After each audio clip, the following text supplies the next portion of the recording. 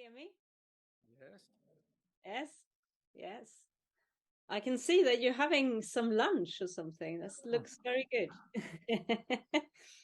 Brilliant. Well, I'm very, very honored to be with you this afternoon. And it feels very surreal to sit here in the United Kingdom and speak to you while you're having your lunch. But I hope that it will be helpful. And do wave or something if you want to ask something, or if there's something going on, because I will not hear you if you speak, but I will see, especially those sitting next to the camera, I will see you very well if you wave. And then I know something is going on. Okay, does that all sound okay? Can I start if you do this? I know you're okay, yeah? Yes, okay. Excellent. And so, as you've heard, I have been asked to talk about my experience of giving the spiritual exercises to Protestants, and also my own experience of this. And that's what I will be doing. So I will show you some slides and then talk to them basically. And this will go on for about 35 minutes or so, I think. And hopefully I won't see you very well. So hopefully that will be okay. And then you can ask questions afterwards. So here we go.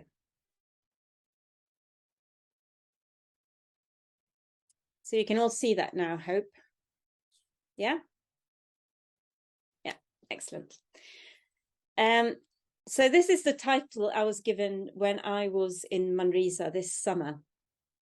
And I will basically do the same talk now, but I've added a few things because you're in a slightly different context.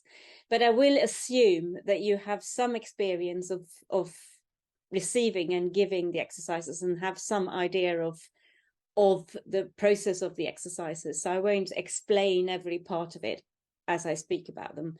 And I hope that's okay. Just have to nudge your neighbor if you don't understand or something. But I hope that would be helpful. So let's see what we're going to do then. So today's content will be, first of all, my own story and my context that I'm coming from. And then I would be looking at who are the Protestants, which is a very interesting question.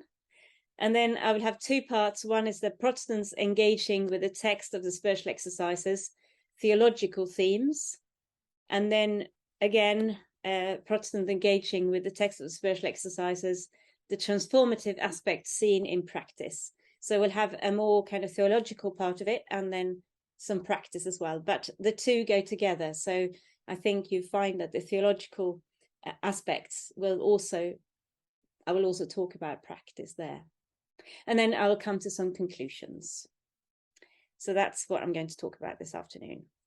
So let's start. So this is something about my own story then. So I grew up in Sweden, in Scandinavia, in Gothenburg, for those of you who know the geography of Sweden. And I grew up in the Lutheran Church of Sweden. And in Sweden, the Lutheran Church of Sweden is the established church, which means that is the main church in Sweden. There are some other churches, but the Lutheran Church is like the main established church in the country, which means that when I grew up, I didn't know there were any other churches. That was the church that we all went to. If we went to church, that is. So I started to go to church after my confirmation classes, which we were all called into when I was 14. And that's how my journey with God started. So that's how I started my my exploration of who God is, if you like. Later on, when I was about 21, I think, I started to study to become a priest in the Church of Sweden. We usually call the ministers priests rather than pastors, even if that's normally the word for a Protestant priest is a pastor. And it was during that time when I was studying in a place called Lund, which is in the south of Sweden, that I came across Ignatian spirituality. And it was really through a friend of mine who went as an exchange student to Rome to study at the Gregorian University, which you might have heard of. She, during that time she was there, she made the spiritual exercises with the Jesuit, and I was well impressed with this, and I really wanted to do that. But it wasn't possible in Lund at that time where I was studying. But later on, when I moved to the UK to be a curate, which is a trainee priest in the Anglican Church, I then made the spiritual exercises in a convent where I was doing this curacy, as it's called. It was a convent owned by the Sacred Heart Sisters, and they were giving the spiritual exercises. And finally, I was able to make the exercises, which I wanted to do a few years earlier. And basically, it changed my life. And it hasn't been the same ever since, I must say. So what was it that was so important for me with the spiritual exercises? Well, it gave me more than just faith, and I will speak more about that later on. It gave me a way of living, something that affected the whole of my life, not just my faith. It gave me a way of living. So that's one thing. It gave me experience of God and tools to discern God's will. And that was really big for me at that time, to have that personal experience of God and learning how to discern my way forward. And I remember one exercise that was very, very exciting and very interesting for me. It was the two standards. And I remember doing this exercise and thinking, why has nobody told me about this before? I had been studying theology at that time for 5 years, and nobody had told me about this before. And that really changed a lot of my outlook on life, I must say. So what came through these spiritual exercises was really that it made me change my direction in life. So what I did was that I actually finished my curacy, this training to become a priest in the Church of England, and went to stay with a group of sisters. They're called the Sisters of St. Andrew, and they are an Ignatian Catholic community, which they started in Belgium, but they are now in the UK, obviously, and in France, Belgium, and Brazil, and the Congo. They're quite a small congregation, but a congregation that really has adapted the constitutions of the Society of Jesus to their way of living. So I moved to them, and they were running a retreat house. So I stayed with them for 12 years. I couldn't join them because I was a priest in a Protestant church, and they were Catholics. But I lived with them for a long time and worked in their retreat house. And they have basically taught me most of the things I know. So they've been a great influence in my life. Anyway, with this experience of making the exercises, I also desired to help others to a deeper meaning and to also a new direction. So I then consequently trained to give the spiritual exercises and learned how to give retreats. And that's what I do now. That's my entire life. So what I do is I give retreats here in the UK and in Scandinavia, and I train others to give retreats and the spiritual exercises here in the UK and in Scandinavia. So that gives you a little bit of a context where I'm coming from and how this spirituality has influenced me as a Lutheran, a Protestant. But I've always been interested in how does this influence and what are the obstacles that we come across as we give these exercises to people who are not Catholic. So first of all, I wanted just to look at who are the Protestants? When I went to Manresa, they were dead excited that there was a Protestant in the group. I wanted to explain that I'm not a normal Protestant, or who is a normal Protestant? What are the Protestants anyway? So I wanted to say, and I think it's important to say this here as well, even if your context is probably slightly different, but there are many approaches within the Protestant faith. So it's very difficult to use the word Protestant as a word for all the Reformed people, if you like, because to define Protestant consists of many different churches, and they have their own structures, their own theological approaches. And you have, for example, the established churches like the Lutheran Church in Sweden, the Anglican Church in England, but then you also have free churches like the Pentecostal churches and the Baptist churches. So the word Protestant means a lot of different churches, and with very different theologies and different structures. Another word for Protestants, which you might be using more, is the Reformed churches. And they are based on the theology of the big reformers, of course. So that's what's characteristic of the Reformed churches. It's like the Lutheran and the Calvin, for example. Those would be the founders of this. So anyway, having acknowledged this background, and that the Protestant churches have different church structures and theological approaches, I will look at some reoccurring theological themes and signs of growth when the exercises are given to Protestants. Okay, I hope you are with me so far. So I will now look at some of the theological themes that I have come across as I'm giving the exercises to Protestants. So I'll be looking at the first week, and within that, God's image in the human person and sin. And then the third week, the Passion and Our Lady, the Mother of God, and how that goes with the Protestant faith, and then the understanding of church. So this is what I'll be looking at. And let's start now with the first week. So here we have the first week and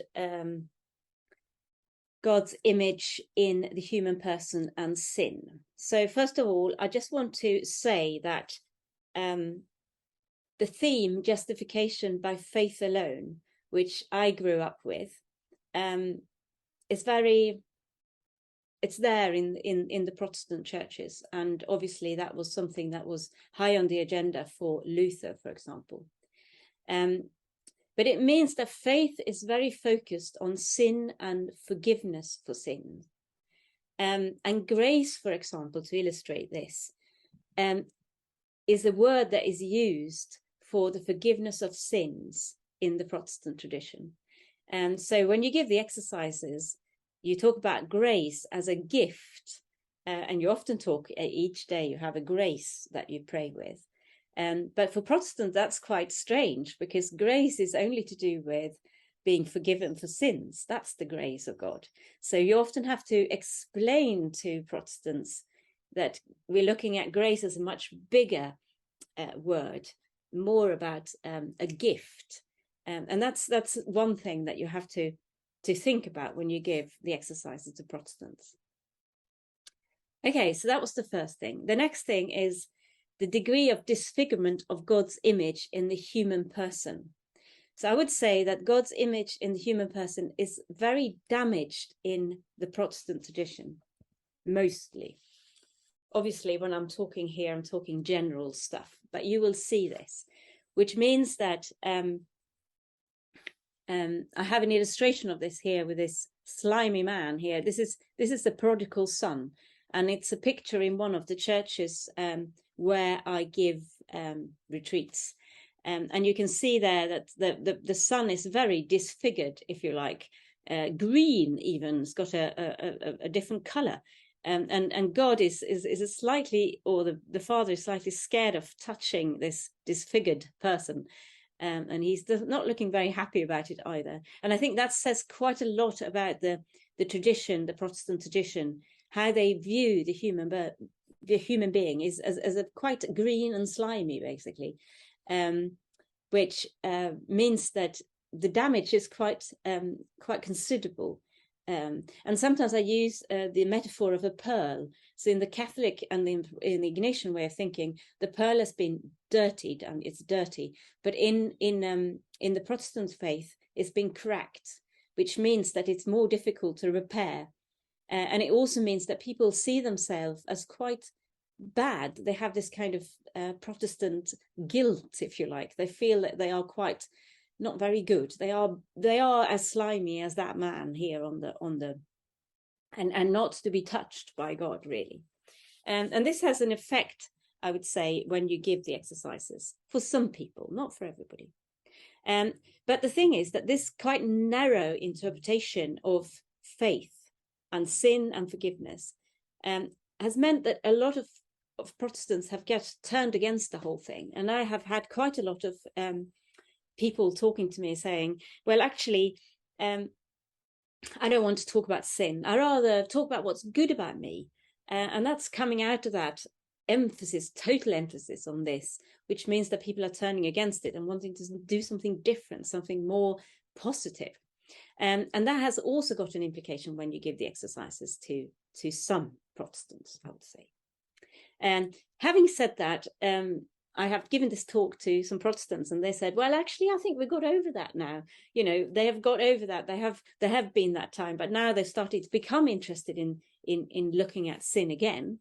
And a lot of that comes out of social sin and the situation we're in with the climate, that we can see that actually we have a tendency to destroy our world, and then we can go from there to see sin. So that's coming up, I think, in the last 5 years. I've seen that it's much easier to talk about sin in Protestant circles.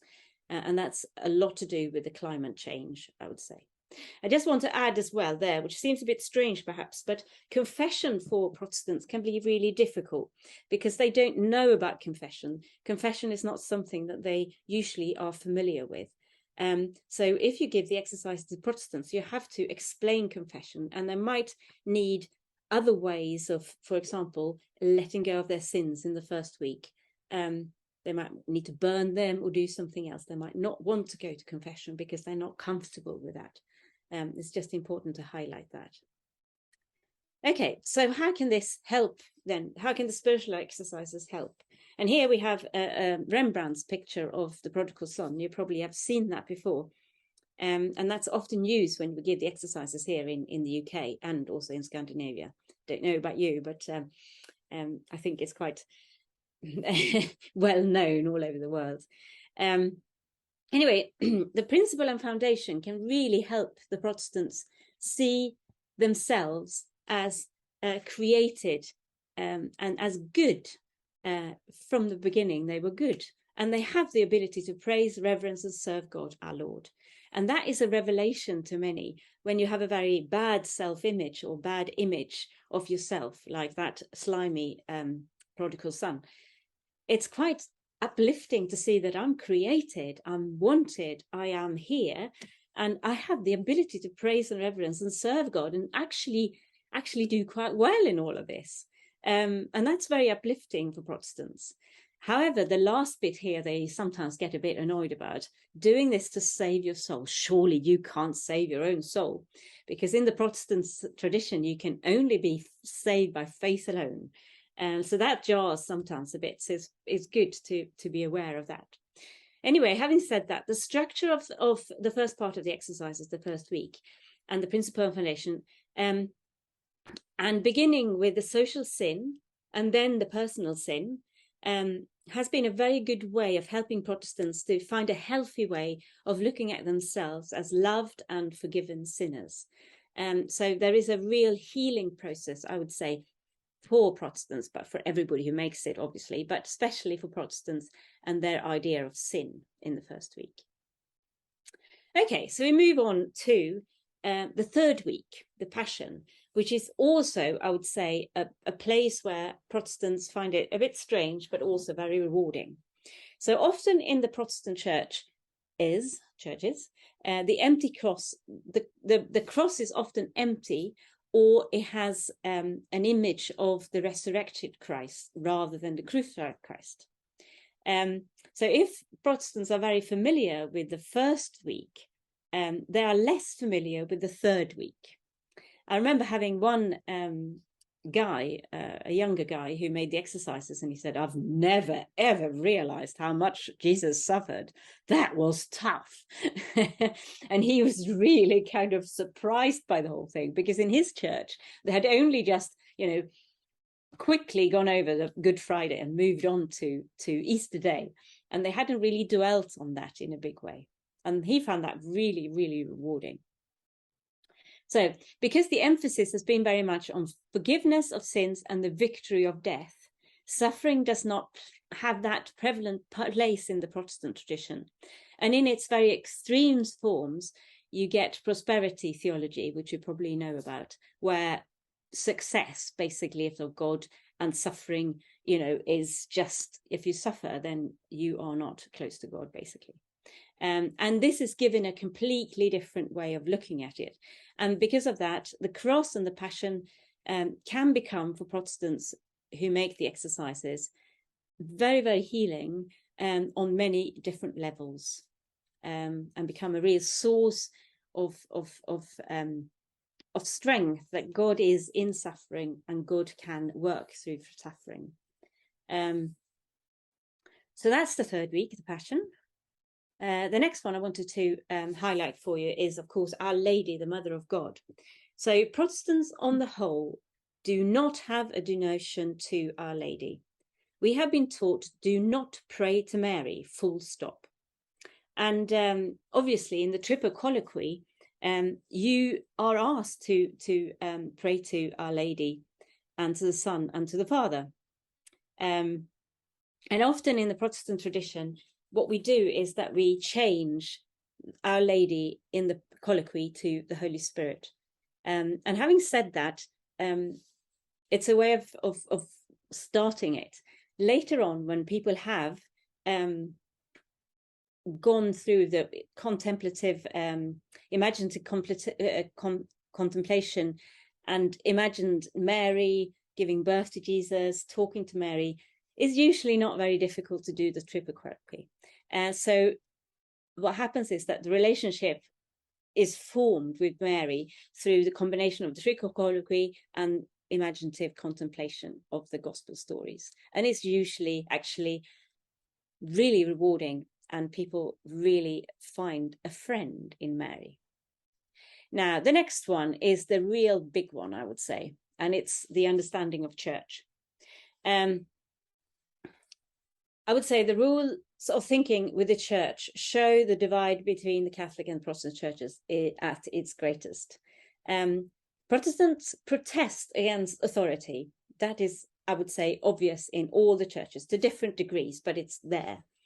And therefore, the rules of thinking with the church are often ignored or thought to be irrelevant, which can upset certain Catholics.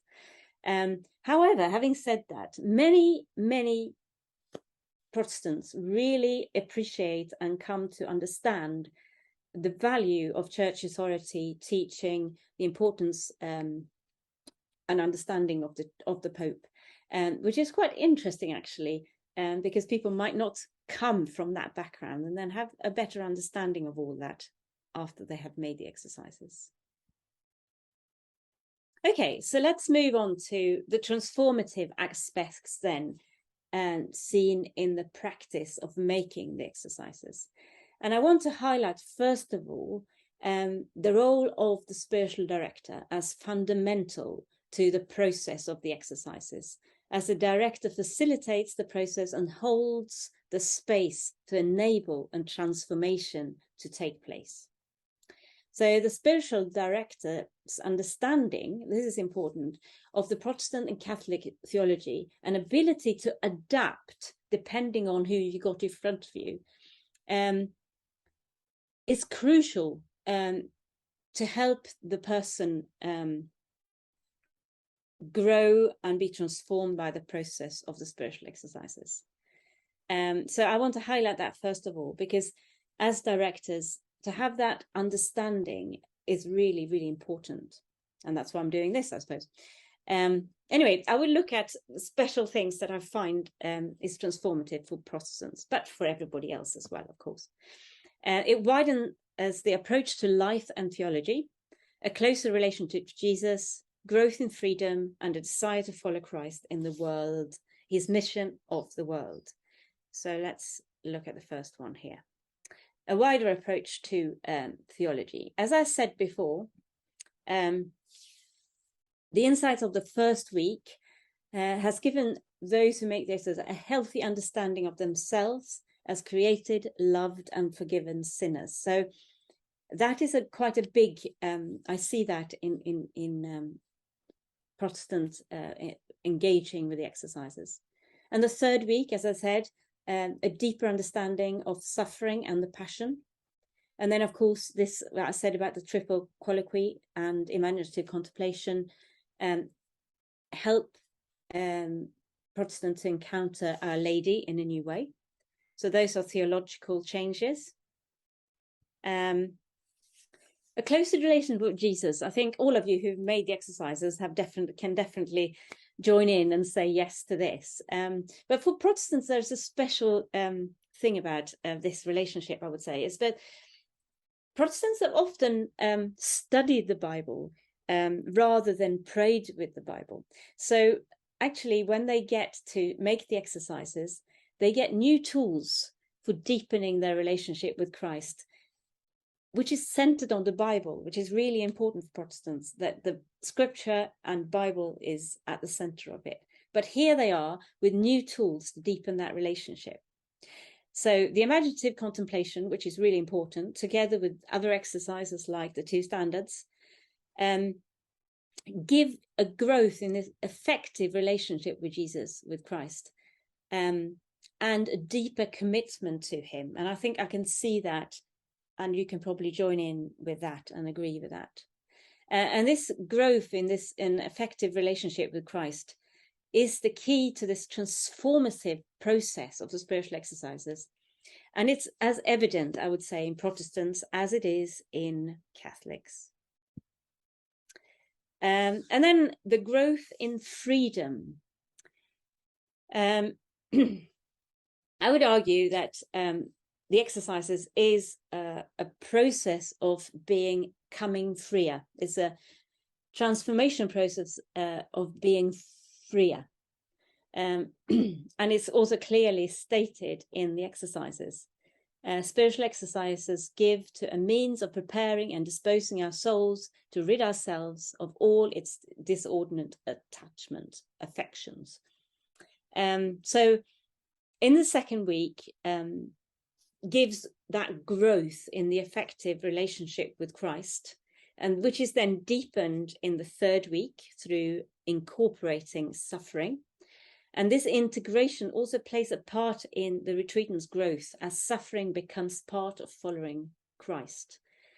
And then this effective relationship with Christ grows through the second week and the third week and evokes this kind of greater freedom in the person as they become more focused on following Christ. And I think that's general. This is general. It happens to everyone to different degrees who would make the exercises. And then finally, it evokes a desire to follow Christ in his mission of the world. So this effective relationship with Christ evokes a desire to serve Christ in this world. And it releases the retreatant to work with God rather than for God. I think a lot of work ethic, the Protestant work ethic, which is sometimes used in the Protestant tradition, is that you have to work for God, but you don't collaborate with him. And it can set people free to collaborate with God in its mission for the world rather than always working for God. So that's something about being collaborators with God. Right, so we come to our conclusion. So there are some conclusions I would like to draw from this. First of all, that there are some theological challenges when the spiritual exercises are given to Protestants. including some theological differences, for example, the theology of justification, the degree of disfigurement of God's image in the human person, and the place of Our Lady in Protestant theology. As I said before, it varies from church to church how relevant this is, but I think overall this is kind of colouring all the Protestant churches. But these challenges can be an area of growth and transformation for many Protestants. I also want to highlight in this conclusion the importance of the spiritual director. His or her understanding of the Protestant and Catholic theology and ability to adapt and be flexible in the way the exercises are given play an important part in how helpful the process of the exercises will be for Protestants. So that's why I'm doing this, really, is to encourage you to kind of explore a bit more about Protestant theology. And for those of you who are Protestants, because there might be some of you, explore Catholic theology, because you need to have an understanding of both theologies and understanding of both kind of structures to be able to adapt to the person sitting in front of you. So having said all of that, the growth and transformation seen through deepening this effective relationship with Christ leads to a greater freedom, can be seen as clearly in those who are non-Catholics as those who are Catholics. And I think that's where I want to end. So you can see this transformation as clearly in both Catholics and non-Catholics. I think that's it. And it's nearly 22. So I think I have done pretty well there, haven't I? 38.